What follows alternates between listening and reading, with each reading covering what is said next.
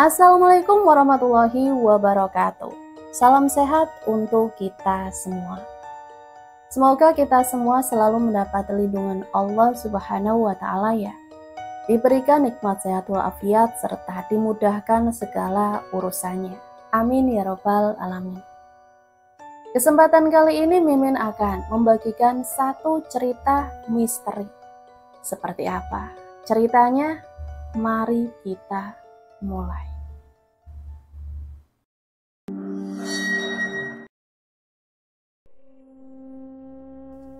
Rumah itu berdiri di tepi jalan kecil yang jarang dilalui kendaraan, di sebuah desa yang tenang di pinggiran Kediri. Dari luar tampak biasa saja. Dindingnya masih berlapis cat yang mulai memudar. Gentengnya beberapa kali diperbaiki, dan halaman kecil di depannya dipenuhi pot bunga yang dirawat dengan telaten. Di sanalah Laras tinggal bersama suaminya, Bagas, selama 3 tahun terakhir. Tidak besar, tapi cukup nyaman bagi pasangan muda yang dikenal ramah dan sederhana. Setiap pagi aroma wangi air mawar dari embun di teras bercampur dengan bau tanah basah. Laras selalu bangun sebelum azan subuh. Ia menyiapkan air hangat untuk suaminya, menanak nasi, lalu duduk di depan jendela sambil menunggu matahari muncul di balik pepohonan. Wajahnya lembut, tak banyak bicara, tapi selalu tersenyum setiap kali tetangga lewat. Di matanya rumah itu adalah surga kecil yang diwariskan Tuhan untuk dijaga. Bagas sendiri dikenal masyarakat sekitar sebagai guru agama. Guru agama muda yang disegani. Lelaki berperawakan tinggi dengan suara lembut itu sering mengisi ceramah di surau dekat rumah. Sifatnya tenang, tutur katanya sopan, dan senyumannya menenangkan. Banyak warga yang menghormatinya, bahkan menjadikannya panutan. Di mata mereka, keluarga Bagas dan Laras tampak sebagai pasangan yang ideal, serasi, religius, dan saling melengkapi. Tak ada yang menyangka, di balik ketenangan rumah itu tersimpan sesuatu yang tak pernah benar-benar tenang. Sore hari selalu menjadi waktu favorit Laras setelah pekerjaan rumah selesai. Ia akan membuka pagar kecil dan membiarkan anak-anak tetangga masuk ke teras. Di sanalah ia mengajar mereka mengaji. Suaranya lembut, bacaan tajwidnya rapi, dan kesabarannya luar biasa. Kadang jika anak yang salah membaca, ia tak pernah memarahi, hanya menepuk pundak kecil itu sambil tersenyum. Pelan-pelan ya nah, hurufnya jangan ditelan. Bagas sering memperhatikan istrinya dari kejauhan. Namun belakangan tatapan itu semakin jarang, lebih sering terdiam diri di ruang tengah. Sibuk dengan buku-buku agama dan catatan ceramah. Kadang Laras ingin bicara, sekedar menanyakan apakah ia lelah atau mengajak makan malam bersama. Tapi setiap kali ia mencoba membuka percakapan, Bagas selalu menjawab singkat, lalu berlalu ke kamar sambil membawa ponselnya. Meski begitu, Laras tak pernah menunjukkan kekecewaannya. Ia selalu berdoa agar rumah tangganya tetap harmonis, agar suaminya selalu dilindungi, dan agar hatinya sendiri tetap kuat menahan segala bentuk sunyi yang datang tanpa diundang. Malam di rumah itu selalu sunyi, hanya suara cangkrik dari kebun belakang yang menemani.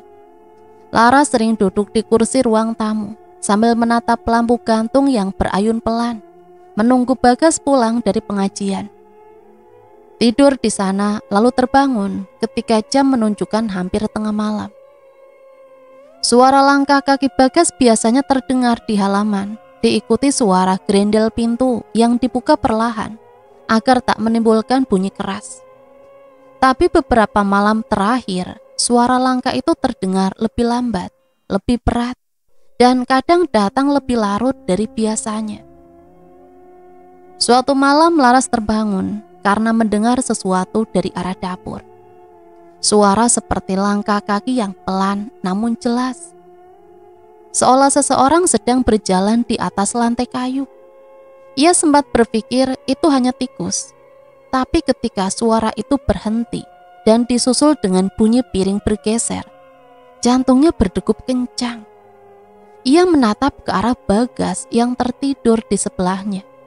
Nafasnya teratur, wajahnya tenang. Dengan langkah hati-hati, Laras keluar kamar dan menyalakan lampu. Dapur tampak sepi, piring dan sendok tertata rapi di rak, dan tak ada tanda-tanda apapun yang aneh. Mungkin cuma tikus, gumamnya pelan, tapi dalam hatinya ada rasa aneh yang sulit dijelaskan. Seperti perasaan sedang diawasi, meski ia tahu rumah itu hanya dihuni 2 orang. Hari-hari berjalan seperti biasa. Bagas semakin sibuk dengan kegiatannya di luar, sering pulang larut, kadang tanpa sempat makan malam. Laras tetap menjalankan rutinitasnya tanpa banyak bertanya. Ia percaya pada suaminya, percaya pada niat baiknya. Namun ia merasa rumah itu terlalu besar untuk dirinya seorang. Setelah anak-anak pulang mengaji dan suara azan Isya memudar, yang tersisa hanyalah kesunyian yang menempel di dinding. Di ruang tamu, ada satu benda yang paling sering diperhatikan Laras, foto pernikahannya. Foto itu dipajang di dinding tepat di atas televisi tua. Dalam foto itu, Laras dan Bagas berdiri berdampingan mengenakan pakaian adat berwarna putih gading. Wajah mereka sama-sama tersenyum, mata mereka memancarkan kebahagiaan. Setiap kali menatap foto itu, Laras seperti meneguhkan hatinya sendiri bahwa cinta yang dulu ada pasti masih tinggal di sana. Meski mungkin tak sehangat dulu. Suatu sore saat hujan turun deras, Laras duduk sendirian di teras sambil menatap jalanan yang mulai becek. Ia menggenggam cangkir teh yang sudah hampir dingin. Dalam benaknya terlintas rasa rindu pada masa-masa awal pernikahannya, saat Bagas selalu pulang membawa cerita dan mereka makan malam sambil tertawa. Kini semua itu terasa jauh. Ia menatap hujan yang turun di halaman, menatap setiap tetesnya jatuh di antara pot bunga yang ia rawat dengan sepenuh hati. Kalau cinta itu harus diuji, gumamnya pelan, semoga aku kuat menjalaninya. Malam itu Laras kembali terbangun oleh suara langkah kaki di dapur. Kali ini lebih jelas, seperti langkah seseorang yang berjalan mondar-mandir. Ia sempat menahan nafas, menunggu suara itu berhenti. Tapi suara itu justru semakin dekat. Jantungnya berdebar keras. Namun entah kenapa ia tak berani berteriak. Beberapa detik kemudian, suara itu hilang begitu saja, digantikan kesunyian yang kembali pekat. Ia kembali ke tempat tidur dengan langkah perlahan. Di sampingnya Bagas masih terlelap. Laras menatap wajah suaminya lama-telamat, mencoba mencari arti dari semua perubahan yang ia rasakan. Ia ingin bertanya, tapi lidahnya keluh. Ia ingin menenangkan diri, tapi hatinya tak bisa benar-benar tenang. Sebelum memejamkan mata, pandangannya kembali tertuju pada foto pernikahan di dinding. Dalam cahaya redup, wajahnya sendiri dalam foto itu tampak berbeda, tersenyum tapi seolah menyimpan sesuatu. Laras menatapnya lama-lama, lalu menarik nafas dalam. Mungkin semua cuma perasaanku saja. Rumah ini baik-baik saja, kami baik-baik saja. Namun di luar sana, hujan yang belum berhenti seperti membisikkan sesuatu yang tak bisa ditangkap oleh telinga manusia. Suara yang samar, lembut, tapi meninggalkan kesan yang dingin. Rumah itu tampak tenang dari luar, tapi di dalamnya sesuatu perlahan mulai terbangun dari diam. Dan malam itu untuk pertama kalinya Laras bermimpi tentang seorang perempuan berjubah putih yang berdiri di dapur sambil menatapnya tanpa ekspresi. Ketika terbangun hatinya terasa berat, tapi ia menepisnya begitu saja. Ia tidak tahu mimpi itu akan menjadi awal dari segalanya. Mimpi itu masih melekat jelas di kepala Laras pagi itu. Bayangan perempuan berjubah putih yang menatapnya dari dapur, seakan belum mau pergi. Saat membuka mata, udara kamar terasa lembab, seolah hujan semalam masih menyisakan dingin di udara. Ia menatap langit-langit sebentar, lalu mengalihkan pandangannya pada sisi tempat tidur yang sudah kosong. Bagas sudah berangkat sejak subuh seperti biasa. Rutinitas yang sama berulang setiap hari. Tapi ada sesuatu yang berbeda. Belakangan Laras sering mendapati suaminya tak pulang seusai ceramah. Mengaku harus mengisi pengajian tambahan di tempat lain. Ia tidak pernah curiga sebelumnya karena percaya sepenuhnya pada niat Bagas sebagai guru agama. Namun ketika ia semakin sering pulang larut malam, kepercayaannya perlahan mulai digerogoti oleh rasa ingin tahu yang ia sendiri tak pahami. Sore itu Laras menyiapkan makan malam seperti biasa. Tapi hingga jarum jam menunjukkan pukul 9 malam, kursi di seberangnya tetap kosong. Pesan dari tetangga yang menanyakan apakah Bagas bisa memimpin doa tahlilan malam Jumat. Ia menjawab sopan, mengatakan akan menyampaikan jika suaminya sudah pulang. Ketika pintu rumah akhirnya terbuka, suara langkah Bagas terdengar pelan di ruang tamu. Laras bergegas keluar dari dapur sambil tersenyum. Tapi senyuman itu lenyap ketika mencium aroma asing yang terbawa bersama angin malam, parfum wanita. Wangi manis yang lembut berbeda dari aroma minyak kayu putih yang biasa digunakan Bagas. Bagas menaruh tasnya di meja dan langsung menuju kamar mandi tanpa banyak bicara. Laras hanya berdiri terpaku, jantungnya berdegup tak karuan. Ia menenangkan diri, tapi pikiran-pikiran liar mulai berputar. Saat Bagas keluar, wajahnya terlihat lelah namun tenang, seolah tidak ada yang salah. "Mas, sudah makan?" "Sudah," jawabnya singkat. "Di mana, Mas?" "Tadi di rumah Pak Hadi. Habis pengajian disuguhi makanan." Laras mengangguk pelan, berusaha menelan rasa sesak di dadanya. Malam itu mereka makan dalam diam, hanya suara sendok dan piring yang sesekali terdengar. Laras memperhatikan tangan Bagas yang kini tak lagi menyentuhnya seperti dulu. Mata yang jarang menatapnya dan senyum yang terasa hambar. Ketika suami pergi ke kamar mandi lagi, Laras memberanikan diri untuk memeriksa gamis yang tergantung di kursi. Ia menunduk, mendekatkan hidung pada kain itu, dan benar, aroma parfum yang sama menusuk hidungnya. Ada getaran halus di dadanya, antara takut dan kecewa. Namun ia menahan air mata yang mulai menggenang. Aku tidak boleh suuzon. Mungkin memang ada perempuan di pengajian itu yang menyapanya. Hari-hari berikutnya berjalan seperti kabut yang menutupi cahaya matahari. Bagas semakin jarang makan di rumah, sering keluar sebelum maghrib, pulang lewat tengah malam. Kadang tanpa penjelasan, ia bahkan mulai membawa ponselnya ke kamar mandi. Sesuatu yang belum pernah ia lakukan sebelumnya. Laras mulai merasa dirinya seperti orang asing di rumah sendiri. Suatu sore Laras duduk di teras, memperhatikan anak-anak yang lewat sambil membawa buku pengajian. Biasanya mereka mampir ke rumah, tapi kini mereka hanya melambaikan tangan. Seorang ibu tetangga sempat berhenti sejenak, berbasa-basi menanyakan kabar. "Bu Laras, Pak Bagas sekarang juga mengajar ngaji di surau ya? Katanya tambah banyak muridnya." "Oh iya Bu, alhamdulillah kalau makin banyak." Ibu itu tersenyum lalu berlalu. Tapi kata-katanya terus bergema di kepala Laras.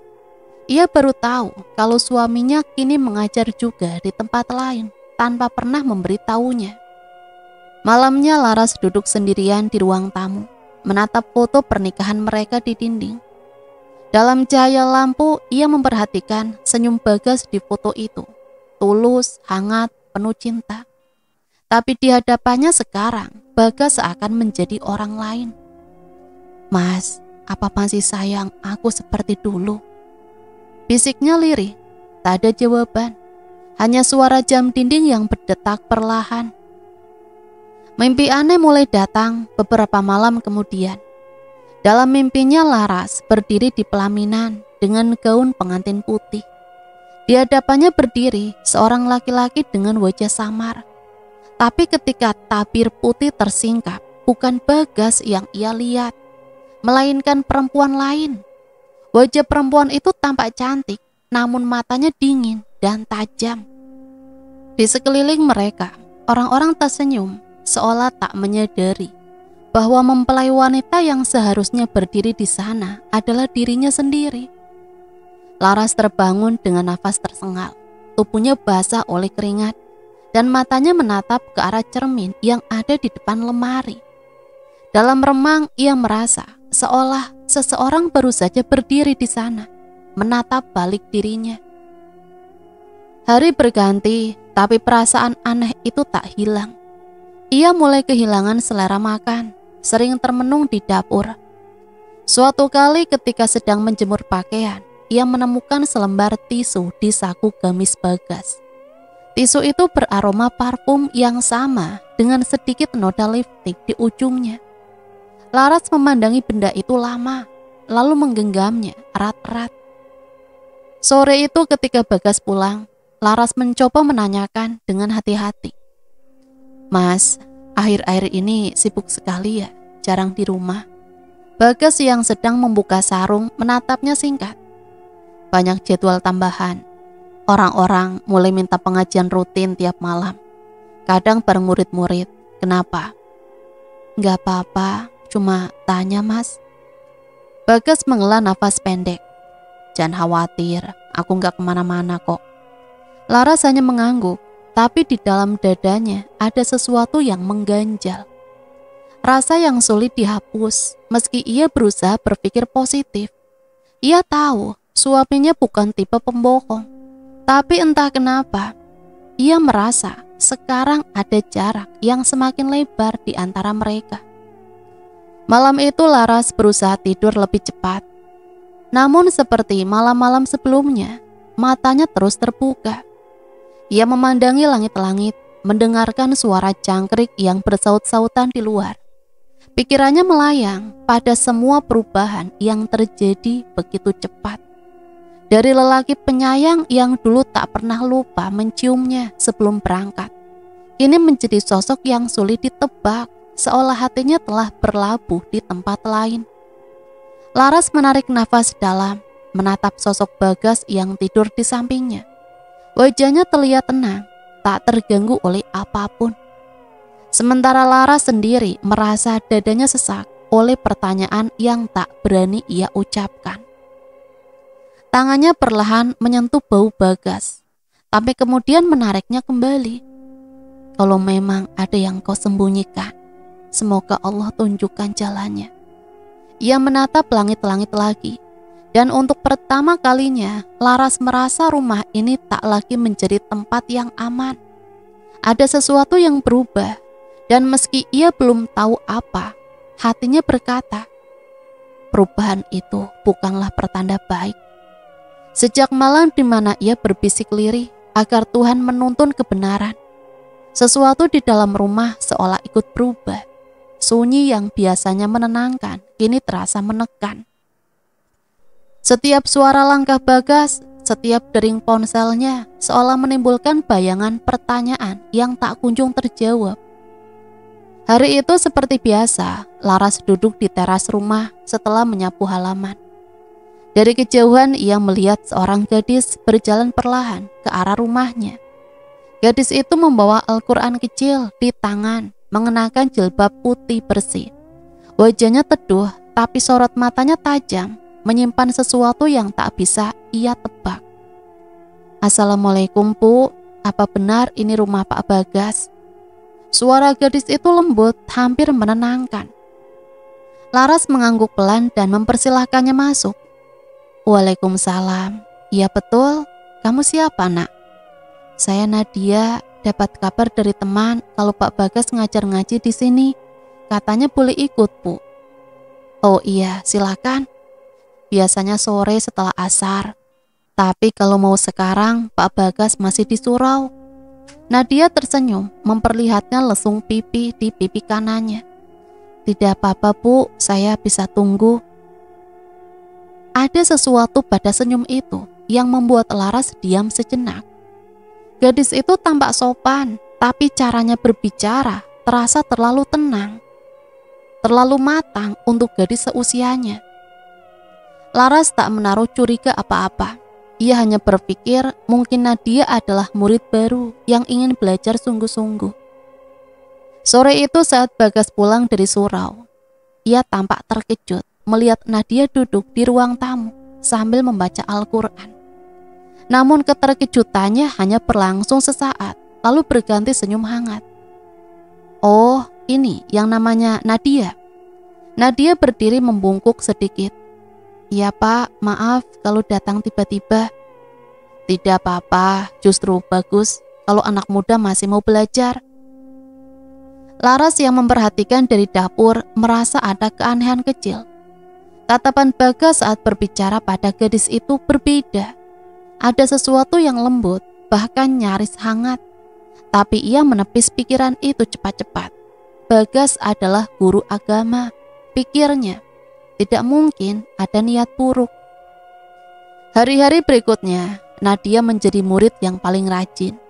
Ia selalu datang tepat waktu, membaca dengan lancar, dan sering membantu Laras membereskan tikar atau menyiapkan air minum untuk anak-anak. Laras mulai menyukainya. Ia menganggap gadis itu seperti adiknya sendiri. Bahkan kadang mereka duduk bersama di teras setelah anak-anak pulang.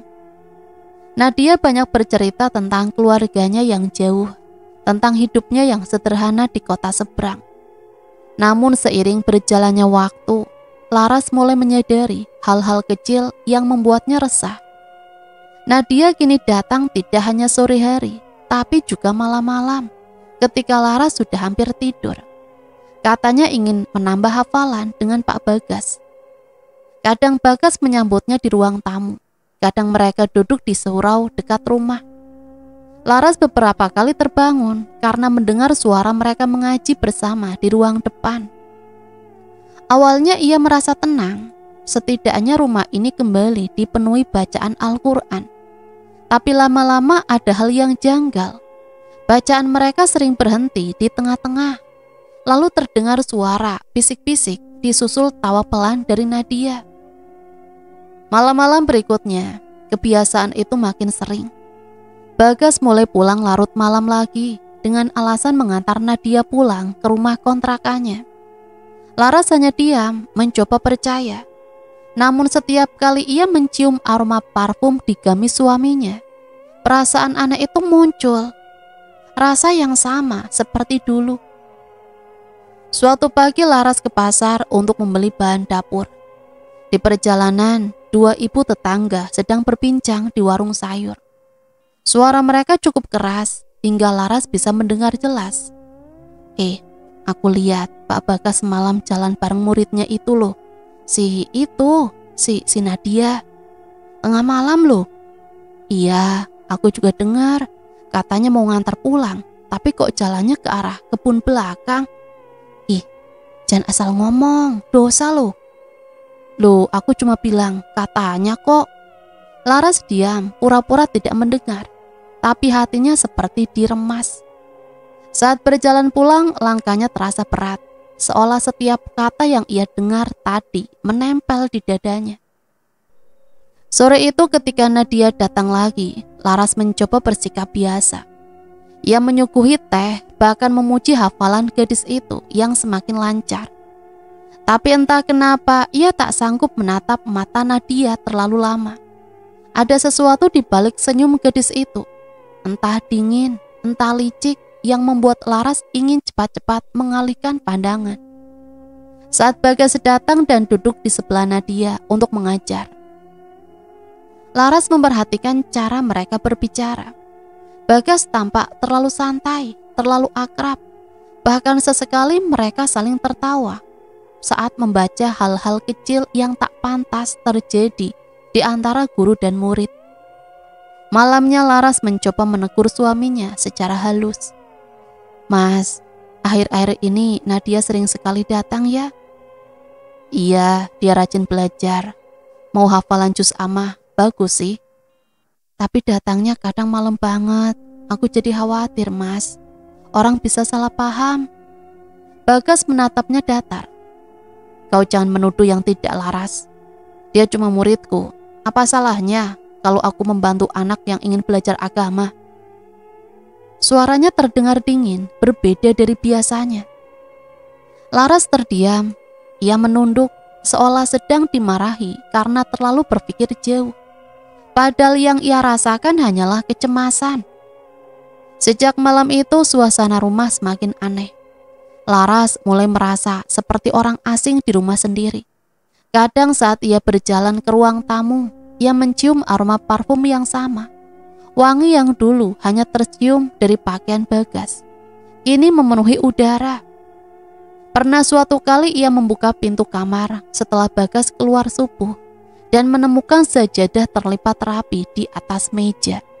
Tapi di sampingnya ada sisa bekas lipstik samar di gelas air putih. Hari berganti minggu, Laras mulai jarang tidur nyenyak. Setiap kali terdengar suara langkah di teras, jantungnya berdegup kencang. Ia tak tahu lagi siapa yang datang. Murid mengaji atau seseorang yang perlahan mengambil tempatnya di hati suaminya. Suatu sore Laras sedang membersihkan ruang tamu. Ia mengangkat bantal-bantal sofa, merapikan karpet dan menyapu debu di bawah meja. Saat ia menegakkan badan, matanya menangkap sesuatu yang berkilau di pojok dekat jendela. Sebuah gelang emas tipis dengan gantungan kecil berbentuk bunga. Laras mengangkat benda itu perlahan. Bukan miliknya. Ia tak pernah punya perhiasan seindah itu. Di permukaan gelang terukir inisial huruf N. Tangannya gemetar, nafasnya berat. Ia menatap gelang itu lama, seolah berharap benda itu bisa berbicara, menjelaskan semuanya. Tapi yang terdengar hanya detak jam dinding dan suara hatinya sendiri yang hancur dalam diam. Laras menggenggam gelang itu erat, lalu berjalan pelan menuju kamar. Dari balik pintu ia mendengar suara azan maghrib bergema dari surau. Namun entah kenapa lantunan azan itu tak lagi terdengar menenangkan. Ia hanya merasa rumah ini sudah tidak sepenuhnya miliknya lagi. Seseorang telah masuk dan mungkin akan merebut semuanya. Setelah menemukan gelang emas dengan inisial N, hari-harinya dipenuhi rasa curiga, cemas, dan ketakutan yang sulit dijelaskan. Ia mencoba mengabaikan, mencoba berpura-pura tidak tahu. Tapi setiap kali menatap wajah Bagas, bayangan pengkhianatan itu muncul begitu saja. Malam demi malam, Laras lebih sering duduk di ruang tamu sendirian. Suara jangkrik di luar jendela seolah memperpanjang kesunyian yang menusuk. Angin dari celah ventilasi membawa aroma lembab bercampur samar dengan wangi parfum yang entah bagaimana masih tercium dari tirai dapur. Malam itu Laras belum bisa tidur. Jam sudah menunjukkan pukul 11 lewat sedikit. Bagas belum juga pulang dari surau. Katanya ada rapat pengurus. Tapi perasaan Laras berkata lain. Tiba-tiba terdengar suara pintu dapur berderit pelan, seolah ada yang membuka dari luar. Laras menegakkan badan, menajamkan pendengaran. Beberapa detik kemudian terdengar langkah kaki, pelan, berhati-hati menyusuri lantai kayu dapur. Jantungnya berdetak tak karuan. Ia turun dari tempat tidur, membuka pintu kamar perlahan dan mengintip ke arah dapur. Cahaya redup memantulkan dua bayangan di tembok. Satu tinggi, satu lebih kecil. Bagas dan seseorang perempuan. Laras menahan nafas, tapi tubuhnya gemetar. Suara lirih mereka terdengar jelas di telinganya. "Nadia, seharusnya kau tidak datang malam-malam begini," bisik Bagas pelan. "Aku rindu, Mas. aku cuma ingin lihat Mas sebentar, jawab Nadia dengan suara lembut tapi menggoda. Kalau ada yang lihat bagaimana? Tidak akan ada yang lihat, bukankah Bu Laras sudah tidur? Laras menutup mulutnya agar tidak bersuara. Air matanya mengalir tanpa bisa ditahan. Ia tak ingin percaya dengan apa yang dilihatnya. Tapi kenyataan di depan matanya lebih kejam dari mimpi buruk manapun. Bagas mendekat pada Nadia. Tangannya sempat menggenggam lengan gadis itu. Laras tak sanggup lagi. Ia melangkah maju, membuka pintu dapur dengan keras. Bagas! Kedua orang itu sontak terlonjak. Nadia mundur beberapa langkah, wajahnya pucat. Bagas terdiam panik, sementara Laras berdiri di ambang pintu dengan mata merah dan nafas tersengal. Ini yang kau sebut pengajian tambahan, Bagas? Suaranya bergetar tapi penuh amarah. Di dapur rumah kita sendiri. Laras, dengarkan dulu penjelasanku. Penjelasan apa lagi? Aku buta, tapi tidak sebodoh itu. Nadia mencoba berbicara, suaranya pelan namun menusuk. Bu, tolong jangan salah paham, Bu. Saya cuma apa? Kamu perempuan murahan. Datang ke rumah orang malam-malam, mencuri suami orang, dan berani berdiri di hadapanku. Bagas melangkah maju, mencoba menenangkan, tapi Laras memukul dadanya dengan marah. Kau yang seharusnya malu, Bagas. Aku melayanimu, aku sabar dengan segala kekuranganmu. Tapi begini balasanmu, hah? Suasana memanas, hawa di dapur terasa menyesakan, seolah udara berhenti berputar. Api kecil ditunggu bergoyang di terpa angin dari jendela yang terbuka. Nadia melangkah maju, wajahnya kini penuh emosi. Jangan hina saya. Semua ini tidak akan terjadi kalau Pak Bagas. Belum sempat ia melanjutkan, Laras menamparnya keras. Suara tamparan itu menggema di seluruh ruangan. Nadia terpaku beberapa detik, pandangannya kosong, lalu berubah menjadi benci. Ia menatap Laras dengan sorot mata yang berkilat tajam. Cukup, Bu. Jangan seenaknya kau. Dengan spontan, Nadia mendorong Laras keras ke arah belakang. Gerakannya cepat, penuh amarah. Laras tak sempat menahan diri. Tubuhnya terhempas ke dinding. Lalu kepalanya membentur tungku tanah liat di pojokan dapur. Suara benturan itu terdengar begitu keras di tengah malam yang sunyi. Laras terjatuh, tubuhnya tak bergerak. Darah segar merembas dari pelipis kanan, mengalir perlahan ke lantai. Bagas terpaku. Selama beberapa detik ia tak mampu berpikir, hanya memandangi tubuh istrinya yang terbujur di depan tungku. Ya Allah, Laras! Kemudian ia berlari memeluk tubuh itu, mengguncang bahunya. Laras, bangun Laras! Tapi tak ada jawaban. Mata Laras terbuka separuh, menatap kosong ke arah langit-langit. Nafasnya sudah berhenti. Nadia menutup mulutnya dengan kedua tangan. Air matanya mengalir deras. Mas, aku tidak sengaja, Mas. Aku cuma dorong. Aku tidak mau dia mati, Mas. Bagas menatap wajah Nadia dengan putus asa. Kau lihat apa yang kau lakukan. Kau bunuh dia, Nat. Aku takut, Mas. Tolong aku. Suara gadis itu gemetar hebat. Kita bisa tutupi ini kan? Katakan saja dia terpeleset. Tidak ada yang tahu aku datang ke sini, Mas. Bagas memejamkan mata, menahan rasa mual yang naik ke tenggorokan. Tapi otaknya sudah tak bekerja dengan jernih lagi. Ia menatap tubuh Laras, istri yang selama ini setia, sabar, dan penuh kasih. Ini terbujur kaku, diam dengan darah di rambutnya. Katakan saja dia terpeleset. Nadia kembali memohon, mengguncang lengan Bagas. Kalau orang tahu, hidup kita hancur, Mas. Suara itu menggema di kepala, menguasai pikirannya. Bagas menatap api kecil di tungku yang masih menyala, lalu kembali pada wajah Laras. Perlahan dengan tangan gemetar, ia menarik tubuh Laras menjauh dari tungku, mencoba merapikan posisi agar tampak seperti jatuh sendiri. Lalu ia mengambil kain basah untuk menyeka darah di lantai, menutupi jejak yang tersisa. Di luar rumah, anjing-anjing menggonggong panjang.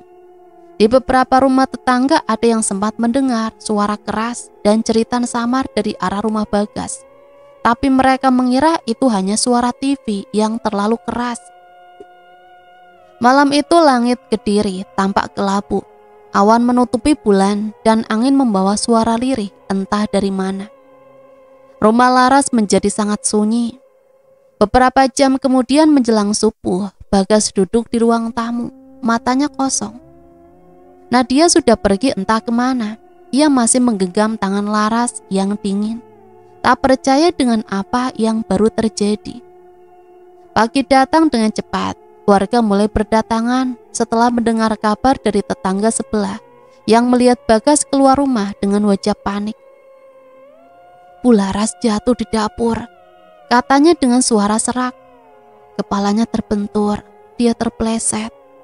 Orang-orang berdatangan, sebagian membawa kain kafan, sebagian lagi menenangkan Bagas yang menangis terseduh. Tapi mereka tidak tahu, tangisan itu bukan hanya karena kehilangan. Di balik mata yang sembab itu, ada kehampaan yang dalam. Ada rasa bersalah yang tak bisa dihapus waktu. Dan di antara bisikan doa orang-orang yang mengiringi jenazah Laras, hanya Bagas yang tahu malam itu bukan takdir yang menjemput istrinya, tapi dosa. Dosa yang lahir dari pengkhianatan dan hasrat yang kelak akan menuntut balas. Hari itu sejak Laras dimakamkan, tapi rumah di pinggiran Kediri itu sudah kehilangan jiwanya. Tak ada lagi suara lembut yang memanggil anak-anak mengaji. Tak ada lagi aroma masakan sederhana yang dulu selalu memenuhi sore hari. Kini yang tersisa hanya kesunyian, debu yang menumpuk di jendela, dan hawa dingin yang sulit dijelaskan. Bagas termenung di ruang tamu, menatap foto pernikahan yang masih tergantung di dinding. Dalam foto itu Laras tersenyum dengan tatapan penuh cinta. Tapi bagi Bagas, senyum itu kini berubah menjadi pengikat paling mengerikan. Hari pertama setelah kepergian Laras terasa seperti mimpi buruk yang tak berujung. Semua orang datang melayat, memeluk, mengucapkan bela sungkawa. Mereka mengira Laras terpeleset.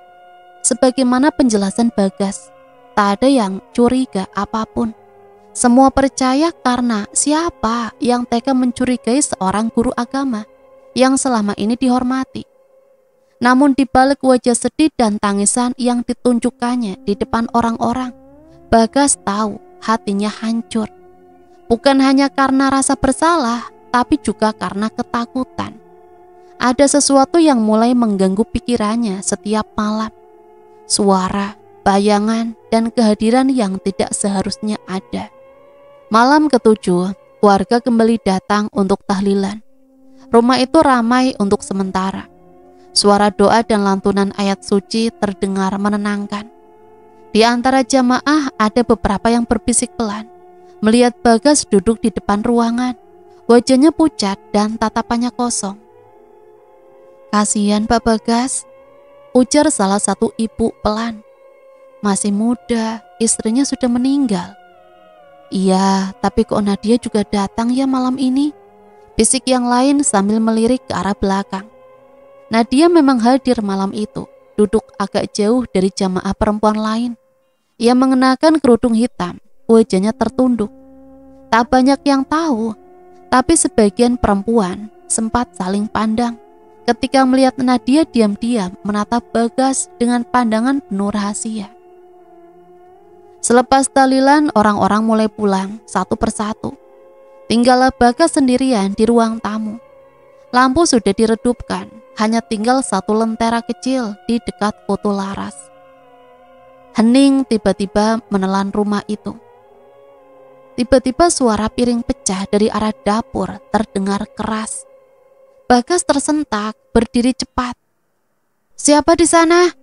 Tak ada jawaban. Ia melangkah pelan ke arah dapur, nafasnya pendek. Lantai kayu berderi di bawah telapak kakinya. Saat sampai di dapur, pemandangan yang dilihatnya membuat tenggorokannya tercekat. Di lantai ada piring yang pecah berkeping-keping, padahal ia yakin tidak ada yang menjamah dapur sejak sore tadi. Api di tungku menyala sendiri, padahal sejak Laras meninggal, tungku itu tak pernah lagi digunakan. Bagas mematikan api dengan cepat, lalu menatap ke sekitar, berharap menemukan penjelasan logis. Tapi udara di dapur terasa lebih dingin, dan ada aroma samar, aroma sabun cuci yang dulu sering digunakan Laras. Malam itu ia tak bisa tidur. Setiap kali memejamkan mata, suara langkah halus terdengar dari luar kamar. Kadang seperti ada yang berjalan pelan, kadang seperti ada yang menggeser kursi. Ia membuka mata, tapi tak melihat siapapun. Beberapa malam kemudian, mimpi itu datang.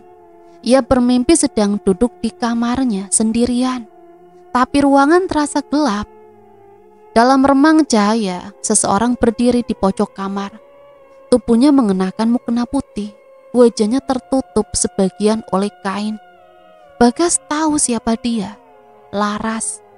Perempuan itu hanya berdiri, diam menatapnya. Tak ada suara, tak ada kata. Hanya pandangan mata yang sangat tajam, seolah menanyakan sesuatu yang tak bisa dijawab. Bagas terbangun dengan nafas tersengal, keringat dingin membasahi lehernya. Ia menatap ke sekeliling kamar, tapi tak ada siapapun. Namun di sudut ruangan, tempat sosok itu berdiri dalam mimpi. Mukena Laras tergantung di gantungan, bergoyang pelan. Setiap malam Bagas selalu dihantui, seperti diteror. Sampai akhirnya Bagas benar-benar tak sanggup lagi menahan rasa takut. Suatu malam saat ia hendak menyalakan lampu ruang tamu, saklar tiba-tiba tak berfungsi. Ruangan menjadi gelap total. Dalam gelap itu ia mencium aroma melati, wangi yang dulu sering dipakai Laras setiap selesai mengaji. "Laras," bisiknya dengan suara nyaris tak terdengar. Tak ada jawaban, hanya udara dingin yang tiba-tiba mengelus tengkuknya. Lalu dari arah belakang terdengar suara langkah pelan, seperti kaki yang menyeret kain panjang di lantai. Bagas memutar tubuhnya cepat, tapi yang ia lihat hanya kegelapan. Detik berikutnya sebuah bisikan lirih terdengar di telinganya. "Mas." Suara itu begitu jelas, begitu dekat, seolah datang dari seseorang yang berdiri tepat di belakangnya. Bagas membeku, tak sanggup bergerak. "Mas, aku belum sempat pamit." Nafasnya tercekat, dunia terasa berhenti. Ia menoleh perlahan, dan dalam cahaya samar dari luar jendela, ia melihat sosok Laras berdiri di ambang pintu, mengenakan mukena putih, rambutnya basah meneteskan air. Wajahnya pucat tanpa senyum. Bagas berteriak histeris dan mundur hingga menabrak kursi. Tapi saat lampu tiba-tiba menyala lagi, sosok itu sudah lenyap. Yang tersisa hanya mukena Laras yang tergantung di gantungan. Kini penuh dengan noda merah samar seperti bekas darah yang sudah mengering. Sejak malam itu tak ada lagi tidur bagi Bagas. Setiap kali mata terpejam, ia tahu Laras masih di sana, menunggu, menatap, dan belum sempat benar-benar pergi. Namun dunia seolah bergerak terlalu cepat. Tak genap sebulan setelah kepergian Laras, desas-desus mulai beredar di kampung itu. Kabar bahwa Bagas akan menikah lagi. Dengan siapa? Dengan Nadia, murid pengajiannya yang dulu sering datang malam-malam. Banyak warga terkejut, sebagian menatap sinis, sebagian hanya bergumam pelan setiap kali melihat Bagas lewat. Belum genap 40 hari, sudah mau akad, kata seorang bapak tua di warung. Gak tahu malu atau memang sudah direncanakan dari dulu, sambung yang lain. Bagas pura-pura tidak peduli, tapi di dalam hatinya rasa bersalah terus menggerogoti. Ia menikahi Nadia bukan karena cinta, tapi karena desakan, rasa takut, dan keinginan untuk menormalkan keadaan. Ia pikir dengan menikahi Nadia, hidupnya mungkin akan tenang kembali. Laras akan memaafkannya, arwahnya bisa beristirahat. Begitulah harapannya. Hari pernikahan itu tiba pada hari Jumat Legi di sebuah aula kecil milik desa. Langit pagi itu tampak mendung, seolah bumi sendiri enggan menyaksikan peristiwa itu. Tamu-tamu mulai berdatangan, membawa senyum basa-basi dan tatapan yang sulit dibaca. Nadia mengenakan kebaya putih bersih, wajahnya ditutupi cadar tipis. Sementara Bagas duduk di depan penghulu dengan pakaian koko dan sorban kecil di lehernya. Tapi dari raut wajahnya terlihat jelas, ia tidak sepenuhnya hadir di sana. Acara dimulai dengan doa bersama, lalu penghulu membuka kitab kecilnya, membacakan ijab qabul dengan hikmat. Semua berjalan lancar sampai tiba-tiba sesuatu yang aneh terjadi. Saat penghulu mengucap kalimat terakhir sebelum akad, terdengar suara keras dari arah dinding aula. Semua orang menoleh ke dinding tempat foto Laras tergantung. Foto yang sengaja dipajang oleh keluarga sebagai kenangan. Terlepas dan jatuh begitu saja. Kacanya pecah berhamburan di lantai. Beberapa tamu perempuan spontan menjerit kecil. Bagas terdiam, tangannya gemetar saat menggenggam tangan penghulu. "Lanjutkan saja, Pak," bisik seseorang di belakangnya. Mungkin cuma kebetulan, tapi bagi Bagas itu bukan kebetulan. Upacara tetap dilanjutkan. Dengan suara bergetar, Bagas mengucapkan ijab qabul. Semua tamu mengucap sah. Tapi di hati banyak orang ada rasa ganjil yang sulit dijelaskan. Nadia berusaha tersenyum di pelaminan, tapi matanya sesekali melirik ke arah bunga yang menghitam, lalu ke foto Laras yang kini tergeletak di lantai, retak tepat di bagian wajahnya. Malamnya setelah tamu-tamu pulang dan rumah kembali sunyi, Nadia duduk di tepi ranjang. Kamar itu masih kamar yang sama, tempat Laras dulu tidur.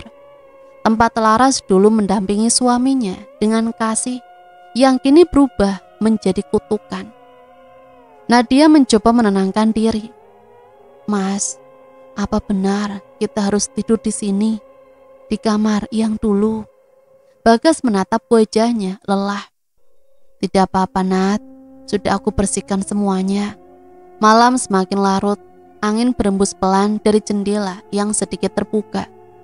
Lampu kamar bergoyang lembut, menebarkan cahaya kuning redup ke seluruh ruangan.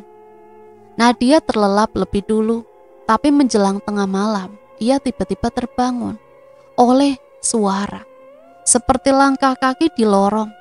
Awalnya ia pikir Bagas yang sedang di kamar mandi. Tapi saat menoleh, suaminya masih terlelap di sisinya. "Mas," bisiknya pelan, tidak ada jawaban. Langkah itu terdengar lagi, kali ini lebih jelas, seolah ada yang berjalan dengan kaki telanjang di lantai kayu. Nadia menegakkan tubuh, menatap ke arah pintu kamar yang terbuka sedikit. Dari celah gelap itu, terlihat bayangan seseorang melintas pelan. Tubuhnya ramping, rambutnya panjang, dan kain putih menjuntai hingga ke lantai. "Mas, ada orang di luar, Mas." Bagas tersentak bangun, matanya langsung menatap ke arah yang sama. Namun begitu ia berdiri, bayangan itu sudah lenyap. "Mungkin cuma bayangan," kata Bagas berusaha menenangkan diri. Tapi suaranya sendiri bergetar. Mereka kembali berbaring, mencoba tidur lagi. Namun baru beberapa menit, Nadia mendengar suara ketukan di cermin kamar. Pelan tapi jelas. Ia menatap ke sana dan jantungnya berhenti berdetak sejenak. Di permukaan cermin samar-samar terlihat bayangan perempuan mengenakan mukena putih. Wajahnya pucat, matanya hitam pekat, dan dari pelipisnya mengalir garis merah seperti darah yang baru kering. Nadia menjerit. Bagas sontak bangun dan menoleh. Tapi begitu ia melihat ke arah cermin, bayangan itu masih ada. Kali ini menatap langsung ke arahnya. Bibirnya bergerak membentuk satu kata yang tak bersuara. Dosa. Bagas mundur beberapa langkah, memeluk Nadia yang gemetar hebat. Lampu kamar tiba-tiba padam dan hanya sinar rembulan yang menembus tirai.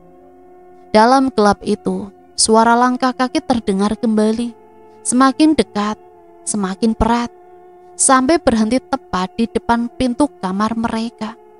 Mas, aku belum sempat pamit, Mas. Nadia menangis menutup telinganya, sementara Bagas berdiri kaku, tak sanggup menatap pintu yang perlahan terbuka dengan sendirinya. Angin malam berembus masuk, membawa aroma melati busuk yang kini memenuhi seluruh kamar. Dan di antara kegelapan itu, dari balik pintu, terlihat sosok Laras berdiri. Sama seperti dalam mimpi Bagas dulu. Mukena putihnya berlumuran darah di sisi kepalanya. Rambutnya menutupi sebagian wajah. Matanya menatap lurus ke arah ranjang. Bagas mundur memeluk Nadia erat. Tapi saat ia berkedip, sosok itu sudah lenyap. Malam itu mereka berdua tidak tidur. Dan untuk pertama kalinya, Nadia benar-benar mengerti arwah Laras belum pergi. Ia masih di rumah ini, mengikuti setiap langkah mereka, menunggu saat untuk membalas. Pagi harinya Bagas duduk di teras rumah dengan mata sayu. Wajahnya pucat, lingkar hitam mengelilingi kedua matanya. Di tangan kanannya masih tergenggam tasbih, tapi butirannya nyaris tak bergerak. Suara ayam berkokok dan anak-anak kecil berlarian ke sekolah sama sekali tak mampu menyingkirkan rasa dingin yang menghantui pikirannya. Sudah beberapa minggu berlalu sejak pernikahannya dengan Nadia, tapi rumah itu tak pernah terasa seperti rumah. Setiap sudut membawa ingatan, setiap aroma membawa rasa bersalah yang makin menyesakkan dada. Di hadapan orang, Bagas masih mencoba tampil sebagai guru agama muda yang tenang. Ia masih memberi ceramah di musola, masih mengajarkan tafsir dan hadis, tapi suaranya kini sering bergetar. Ucapannya sering berhenti di tengah kalimat dan matanya kerap menerawang kosong. Beberapa jemaah mulai resah. Pak Ustadz ini sekarang beda, bisik seorang ibu pada temannya setelah pengajian. Matanya kosong, suaranya seperti orang ketakutan. Katanya rumahnya angker, istrinya yang dulu sering menampakkan. Jawab yang lain pelan. Kabar itu menyebar cepat hingga akhirnya banyak orang yang mulai menghindar. Anak-anak yang dulu sering mengaji di rumahnya kini belajar di tempat lain. Rumah itu perlahan menjadi sunyi, dikelilingi bisikan dan prasangka. Sementara di dalam rumah teror semakin menjadi. Nadia mulai menunjukkan tanda-tanda aneh. Tubuhnya sering demam tinggi, lalu tiba-tiba membiru di beberapa bagian, seperti bekas cubitan atau benturan. Tapi yang paling mengerikan, setiap kali malam tiba, ia selalu mendengar suara air mendidih di dapur. Suara itu konstan, seolah ada seseorang yang sedang merebus sesuatu di tungku. Padahal dapur itu sudah lama tak dipakai. Suatu hari ia memanggil seorang ustadz dari luar kota bernama Ustadz Rahman. Lelaki tua itu dikenal memiliki ilmu ruqyah dan sering membantu keluarga yang diganggu makhluk gaib. Begitu Ustadz Rahman melangkah ke dalam rumah, wajahnya langsung berubah. Ia berdiri diam beberapa detik di ambang pintu, lalu berkata pelan, "Rumah ini berat. Ada yang tidak mau pergi dari sini." "Apa maksudnya Ustadz?" "Arwah yang mati tidak wajar. Ia terikat oleh sesuatu yang belum diselesaikan." Ruqyah pun dilakukan malam itu. Ustadz Rahman membaca ayat demi ayat dengan suara tegas. Nadia di tengah ruangan memegang tasbih, sementara Bagas di sudut menatap dengan rasa bersalah yang ia simpan rapat-rapat. Namun semakin lama ayat dibaca, semakin aneh suasana rumah itu. Lampu berkedip-kedip, udara menjadi dingin seperti di dalam sumur. Dan dari arah dapur terdengar suara benda jatuh berulang kali. Tiba-tiba Nadia menjerit, tubuhnya menegang. Dia di sana, Laras di sana. Ustadz Rahman memejamkan mata. Suaranya semakin keras. Tapi begitu ayat terakhir dibacakan, semua lampu padam serentak. Gelap total. Hanya ada suara desis lembut dari arah dapur seperti bisikan. Dan suara itu terdengar jelas di telinga Bagas. Mas, ia terpaku. Itu suara Laras. Aku tidak marah. Aku hanya ingin kau jujur. Bagas menoleh ke arah suara itu, tapi tidak ada siapapun di sana. Ustadz Rahman menatapnya dengan tajam. Apa yang sebenarnya terjadi di rumah ini? Nadia dan Bagas tak mampu menjawab. Ia hanya menunduk, air matanya menetes tanpa suara.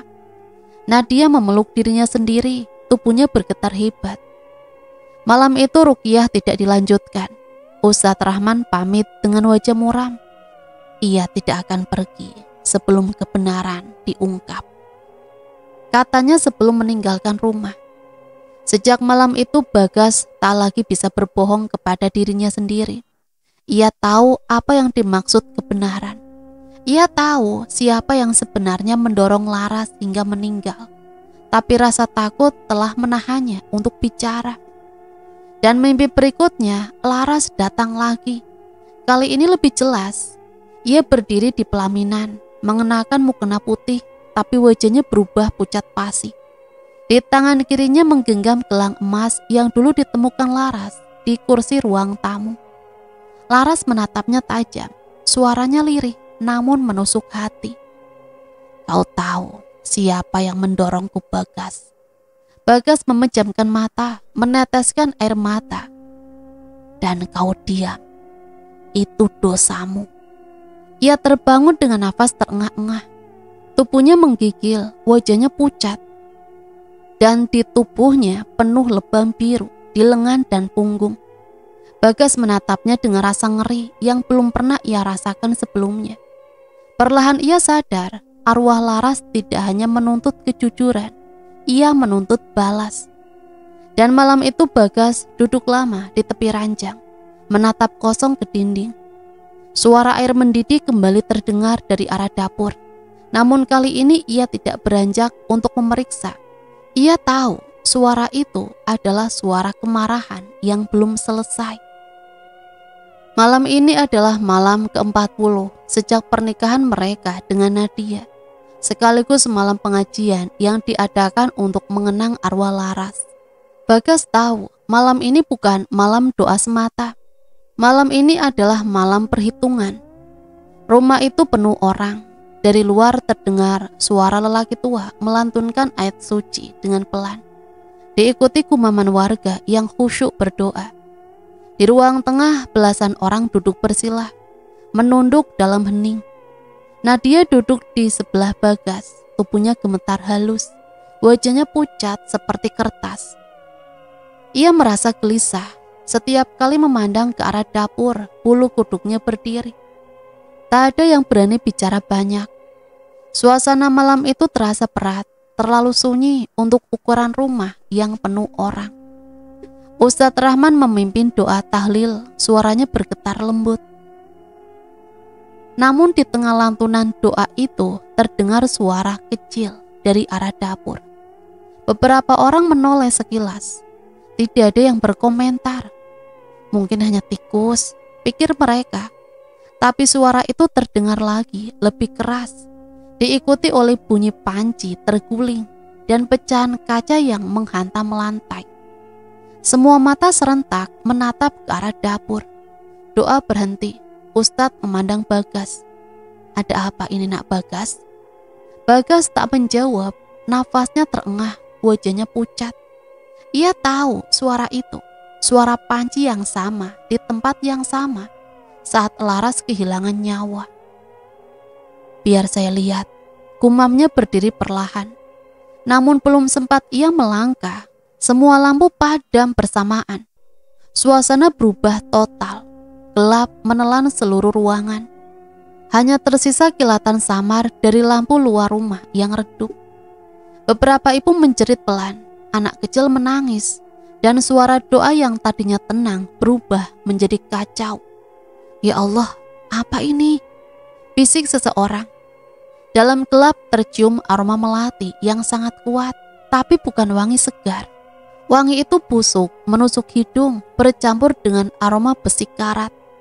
Beberapa orang menutup hidung mereka, dan dari arah dapur terdengar langkah perlahan, mendekat ke ruang tengah. Nadia memeluk bau Bagas erat-erat. Mas, aku takut, Mas. Bagas menelan ludah. Diam di sini, jangan bergerak. Dari kegelapan itu perlahan muncul cahaya samar. Bukan dari lilin, melainkan seperti kilatan putih tipis yang menggantung di udara. Cahaya itu makin lama makin jelas, membentuk sosok perempuan berjubah putih. Wajahnya pucat, matanya kosong, dan hitam legam seperti arang. Di sisi kanan wajahnya ada luka terbuka, seolah darahnya tak pernah kering. Beberapa warga berteriak ketakutan. Ustadz Rahman berdiri dan mulai melantunkan ayat kursi keras-keras. Tapi suaranya tenggelam oleh suara jeritan yang datang dari arah Nadia. Mas, itu dia, Mas. Dia di belakangku, Mas. Bagas menoleh cepat dan benar, tepat di belakang Nadia.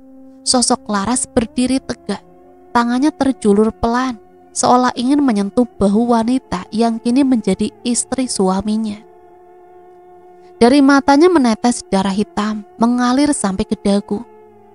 Mas, kenapa kau diam? Bisikan itu terdengar jelas, suara Laras tapi dingin, menusuk dan berat. Bagas terpaku. Laras, maafkan aku Laras. Tapi suara itu nyaris tak keluar. Sosok Laras menatapnya lama, kemudian menunduk. Nadia menjerit dan mencoba berlari, tapi tubuhnya terhempas ke lantai dengan keras. Tolong aku, Mas. Bagas berusaha menolong, tapi seolah ada kekuatan tak terlihat yang menarik kakinya ke arah dapur. Ia mencoba berpegangan pada meja, tapi tubuhnya terseret semakin jauh. Ustadz Rahman mencoba doa lebih keras. Suaranya bergetar. Pergilah kau wahai roh yang tidak tenang.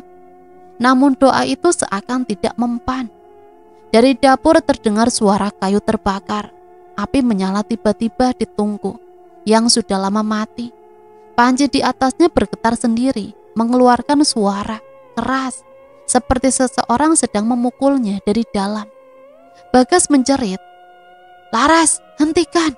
Aku salah, aku yang diam, aku yang berdosa, maafkan aku. Namun dari balik kobaran api itu, wajah Laras muncul, samar, tersenyum tipis. Kau menutup mataku, Mas. Sekarang biar aku yang membuka matamu. Api di tungku menyala semakin besar, menjilat dinding dapur. Suara tangisan dan doa bercampur jadi satu. Warga berhamburan keluar rumah, tapi tak satu pun berani mendekat lagi. Dari luar mereka hanya bisa mendengar teriakan Bagas yang menggema, disusul suara barang pecah dan api yang meletup. Ustadz Rahman masih berusaha membaca doa dari halaman. Keringatnya menetes deras. Ya Allah, lindungi hamba-hamba yang tertinggal di dalam, ya Allah. Tapi doa itu tenggelam oleh satu jeritan terakhir. Jeritan Bagas, panjang, melengking, seperti seseorang yang diseret ke dalam bara. Setelah itu hening, api padam dengan sendirinya. Tak ada suara, tak ada manusia, hanya bau melati busuk yang masih menggantung. Dan di lantai ruang tengah, warga melihat sesuatu yang membuat mereka mundur ketakutan. Selembar kain putih yang masih basah tergeletak di samping tasbih yang hangus di ujungnya. Ustadz Rahman menunduk, suaranya parau. Dia sudah menuntut balas, katanya pelan, dan dosanya sudah dibayar. Malam itu tak ada seorang pun yang berani tidur di rumah itu lagi. Rumah Laras dan Bagas resmi ditinggalkan, dibiarkan kosong. Namun setiap malam Jumat warga yang lewat bersumpah masih mendengar suara perempuan membaca doa di dalamnya. Suaranya lirih, panjang, mengalun seperti tangisan. Pagi menjelang dengan langit kelabu, kabut tipis menyelimuti halaman rumah itu, menambah kesan suram yang belum hilang sejak malam pengajian. Warga mulai berdatangan perlahan, sebagian masih ragu untuk melangkah masuk. Tak satu pun yang berani membuka pintu lebih dulu, hingga akhirnya 2 orang lelaki tua memberanikan diri, menyingkap daun pintu yang separuh terbakar. Begitu pintu terbuka, aroma anyir langsung menyergap. Udara di dalam terasa dingin dan berat. Beberapa warga menutup hidung, sementara yang lain menatap lantai yang penuh abu dan serpihan kaca. Tidak ada suara, hanya desis angin yang menerobos dari jendela dapur yang pecah. Ya Allah, seru salah seorang warga begitu pandangannya sampai ke dapur. Di sana Bagas tergeletak, tubuhnya kaku dalam posisi duduk. Wajahnya hangus terbakar sebagian, matanya terbuka lebar seperti sedang menatap sesuatu yang tak kasat mata. Di sampingnya panci besi yang dulu sering digunakan Laras masih berada di sana, di atas tungku. Namun anehnya, di dalam panci itu kini hanya tersisa air bening yang diam tak lagi mendidih. Ustadz Rahman yang datang belakangan segera menunduk membaca istighfar berkali-kali. Ia mengenali wajah itu meski separuhnya kosong. Innalillahi wa inna ilaihi raji'un. Akhirnya penyesalan itu benar-benar membakarnya. Sementara itu dari kamar di ujung rumah terdengar suara lirih. Seorang perempuan bergumam pelan memanggil nama yang sama berulang kali. Laras, maafkan aku Laras. Aku gak mau lagi Laras. Nadia duduk di pojok ruangan. Tubuhnya berselimut mukena putih, rambutnya berantakan. Matanya kosong seperti kehilangan cahaya. Di depannya tergeletak tasbih yang rusak. Beberapa butirnya berserakan di lantai. Saat Ustadz Rahman mencoba menenangkannya, Nadia hanya menatapnya sebentar, lalu tersenyum tipis. Dia datang, Ustadz. Dia sudah datang. Dia bilang, aku harus ganti tempatnya. Setelah itu Nadia tertawa pelan, tawa yang datar, aneh tanpa emosi. Tubuhnya menggigil, lalu ia kembali bergumam, doa-doa yang tak jelas. 2 orang perempuan mencoba memeluknya, tapi Nadia hanya terus menatap ke arah dapur.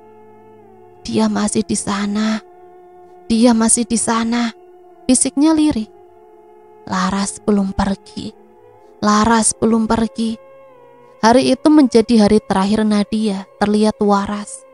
Setelah kejadian itu, keluarganya menjemput dan membawanya ke rumah sakit jiwa di luar kota.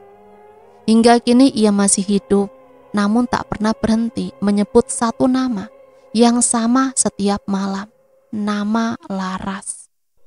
Sementara itu jenazah Bagas dimakamkan di pemakaman umum di dekat sungai, bersebelahan dengan makam Laras. Warga yang menyaksikan pemakaman itu tak banyak bicara. Mereka hanya berbisik saling memandang seolah tahu bahwa kisah ini bukan sekedar musibah biasa. Ada dosa, ada penyesalan, dan ada sesuatu yang lebih besar dari keduanya. Dendam yang tak sempat terucap. Rumah itu akhirnya dikosongkan, tidak ada yang mau menempati. Semua perabot dibiarkan begitu saja. Foto pernikahan yang sudah hangus di pinggir bingkai, mukena putih yang tersangkut di kursi, dan panci besi di dapur yang kini berkarat. Warga hanya menutup pintu rapat-rapat dan menancapkan papan kayu bertuliskan, dilarang masuk rumah, rumah dalam perbaikan. Namun semua orang tahu, bukan karena perbaikan, rumah itu tak bisa diperbaiki lagi. Dan cerita selesai sampai di sini. Semoga cerita ini bisa menemani hari-hari teman-teman semua ya. Sampai di sini Mimin pamit undur diri, mohon maaf apabila banyak salah kata. Sampai berjumpa kembali di cerita-cerita misteri selanjutnya. Matur nuwun, wassalamualaikum warahmatullahi wabarakatuh.